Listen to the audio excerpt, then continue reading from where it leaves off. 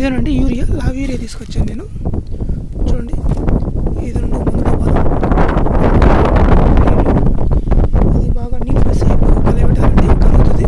కలిగిన తర్వాత మనం ఈ ద్రావణాన్ని, యూరియా ద్రావణాన్ని ఈ పంపులో అనేది వేసుకోవాల్సి ఉంటుంది మందుతో పాటు కలిపి. అప్పుడు మనకు గడ్డి అనేది బాగా చనిపోవడం జరుగుతుంది. నీళ్ళు పోసానండి. ఇప్పుడు బాగా యూరియా మనం కరిగించుకోవాలి. కరిగించుకున్న తర్వాత మనం ఈ ద్రావణాన్ని, యూరియా ద్రావణాన్ని మందులో ఉన్నటువంటి కలుపుకోవాలండి. ఈ తుంగజాతి కలుపు మొక్కలు ఏ విధంగా ఉంటాయని ఇప్పుడు చూపిస్తాను మీకు. చూడండి, మా పొలంలో అక్కడక్కడ బిల్లలుగా ఉందండి ఈ తుంగజాతి కలుపు మొక్కలు. ఇదేనండి ఆ తుంగజాతి కలుపు మొక్కలు.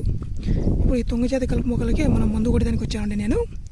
చూడండి, ఆల్రెడీ ఇది వస్తుంది ఇలా, కానీ బాగా ఇప్పుడు మాకు వర్షం బాగా పడిందండి, అందువల్ల తేమ కూడా ఉంది. చూడండి, బాగానే తేమ ఉంది కాబట్టి ఈ టైంలో గడ్డి మందు స్ప్రే చేసినట్లయితే బాగా చనిపోతుందండి. అందుకని నేను